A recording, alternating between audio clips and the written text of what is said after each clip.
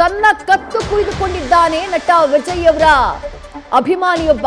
ವಿಜಯ್ ಸೋಲ್ತಾರೆ ಅನ್ನುವಂಥ ವದಂತಿಯ ಬೆನ್ನಲ್ಲೇ ಈ ರೀತಿಯಾಗಿ ಕೃತ್ಯವನ್ನ ಎಸಗಿರೋದು. ಕೂಡಲೇ ಆತನನ್ನ ಸರ್ಕಾರಿ ಆಸ್ಪತ್ರೆಗೆ ದಾಖಲಿಸಲಾಗಿದೆ. ಐಸಿಯುನಲ್ಲಿ ಚಿಕಿತ್ಸೆ ಮುಂದುವರೆದಿದೆ.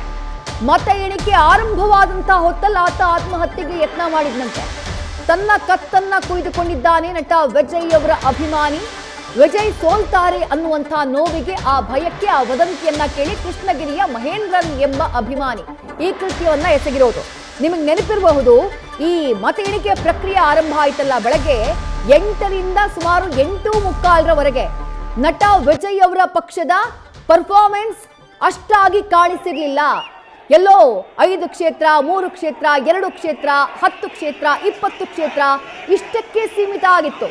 ಕೌಂಟಿಂಗ್ ಆರಂಭ ಆದಾಗ ಪ್ರಾರಂಭಿಕ ಮತ ಎಣಿಕೆಯಲ್ಲಿ ಅದನ್ನ ನೋಡಿ ಟಿವಿಕೆ ಪಕ್ಷ ಗೆಲ್ಲೋದಿಲ್ಲ, ನಟ ವಿಜಯ್ ಸೋತು ಬಿಡ್ತಾರೆ ಅನ್ನುವಂಥ ನೋವಿಗೆ, ಆ ಆತಂಕದಲ್ಲಿ ಅಭಿಮಾನಿಯೊಬ್ಬ ಕತ್ತು ಕುಯ್ದುಕೊಂಡ್ಬಿಟ್ಟಿದ್ದಾನೆ. ಕೃಷ್ಣಗಿರಿಯಲ್ಲಿ ಮಹೇಂದ್ರನ್ ಅನ್ನುವಂಥ ಅಭಿಮಾನಿ. ತಕ್ಷಣ ಆತನನ್ನ ಆಸ್ಪತ್ರೆಗೆ ದಾಖಲು ಮಾಡಲಾಗಿದೆ. ಆತನಿಗೆ ಚಿಕಿತ್ಸೆಯನ್ನ ಕೊಡಿಸಲಾಗ್ತಾ ಇದೆ.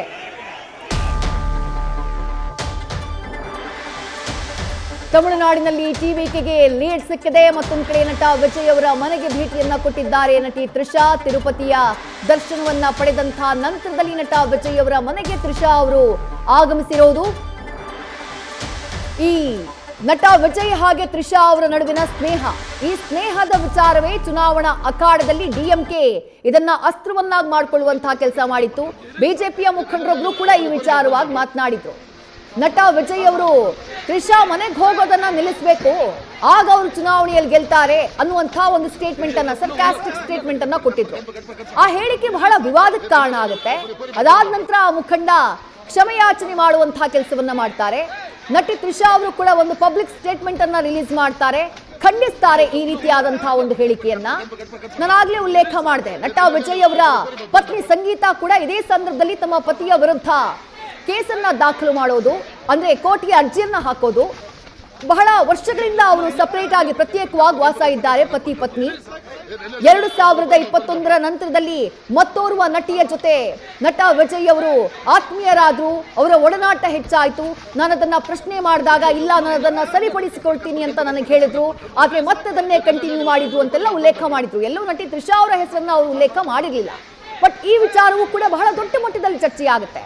ನನ್ನನ್ನ ಮನೆಯಿಂದ ಹೊರಗಡೆ ಹಾಕೋದಕ್ಕೆ ಪ್ರಯತ್ನ ಪಟ್ಟಿದ್ದಾರೆ, ನನ್ನ ಮಕ್ಕಳನ್ನ ಅವ್ರು ರಕ್ಷಣೆ ಮಾಡ್ತಾ ಇಲ್ಲ, ಈ ರೀತಿಯಾದಂತಹ ಆರೋಪಗಳನ್ನ ಸಂಗೀತಾ ಅವರು ಮಾಡಿದ್ರು. ಅದಾದ ನಂತರ ಸೋಷಿಯಲ್ ಮೀಡಿಯಾದಲ್ಲಿ ವಿಜಯ್ ಅವರ ಮಕ್ಕಳು, ಅಂದ್ರೆ ಅವರ ಹೆಸರಿನ ಮುಂದೆ ಇದ್ದಂತಹ ವಿಜಯ್ ಅವರ ಹೆಸರು, ಆ ಸರ್ನೇಮ್ ಏನಿದೆ ಅದನ್ನ ತೆಗೆದು ಹಾಕುವಂತಹ ಕೆಲಸ ಮಾಡ್ತಾರೆ. ಅದು ಕೂಡ ಚರ್ಚೆ ಗ್ರಾಸ ಆಗುತ್ತೆ. ಆದ್ರೆ ತಮ್ಮ ಚುನಾವಣಾ ರ್ಯಾಲಿಗಳಲ್ಲಿ ಈ ಆರೋಪಕ್ಕೆ ಸಂಬಂಧಪಟ್ಟ ಹಾಗೆ ನಟ ವಿಜಯ್ ಅವರು ಪ್ರತಿಕ್ರಿಯಿಸ್ತಾರೆ. ಹೇಳೋರು ಹೇಳ್ತಾನೆ ಇರ್ತಾರೆ.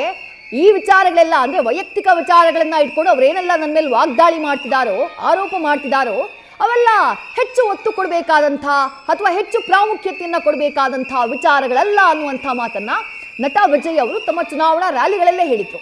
ಅಂದ್ರೆ ಡಿಎಂಕೆ ಹಾಗೆ ಎಡಿಎಂಕೆ ಅಥವಾ ಬಿಜೆಪಿ ನಟ ವಿಜಯ್ ಅವರ ವೈಯಕ್ತಿಕ ಜೀವನವನ್ನ ಕೂಡ ಚುನಾವಣಾ ಅಖಾಡದಲ್ಲಿ ಅಸ್ತ್ರ ಮಾಡಿಕೊಳ್ಳುವಂಥ ಪ್ರಯತ್ನ ಮಾಡಿತ್ತು.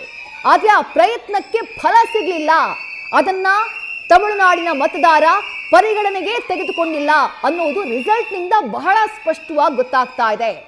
110 ವಿಧಾನಸಭಾ ಕ್ಷೇತ್ರಗಳಲ್ಲಿ ಮುನ್ನಡೆಯನ್ನ ಕಾಯ್ದುಕೊಂಡಿದ್ದಾರೆ ನಟ ವಿಜಯ್. ಅಲ್ಲಿಗೆ ಬೇಕಾಗಿರೋದೆಷ್ಟು? ಕೇವಲ 8 ವಿಧಾನಸಭಾ ಕ್ಷೇತ್ರಗಳು. 8 ವಿಧಾನಸಭಾ ಕ್ಷೇತ್ರಗಳಲ್ಲಿ ಗೆಲುವನ್ನ ದಾಖಲು ಮಾಡಿದ್ರೆ ಸರ್ಕಾರವನ್ನ ಒಂಟಿಯಾಗಿ ರಚನೆ ಮಾಡಬಹುದು.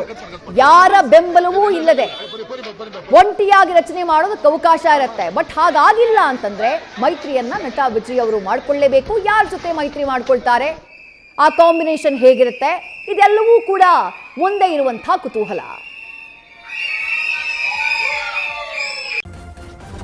ನ್ಯೂಸ್ ಫಸ್ಟ್, ನಿರ್ಭೀತಿಯಿಂದ ನಿಮ್ಮ ಪರವಾಗಿ.